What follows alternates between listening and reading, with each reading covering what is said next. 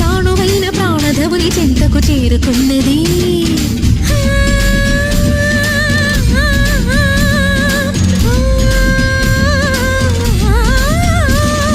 భవుని భువికి తరలించేలా, ధరణి దివిని తలపించేలా రసతరంగిణి వేళ ఎదిని నృత్యరతులు చేయగలిగే వేళ. కేశవ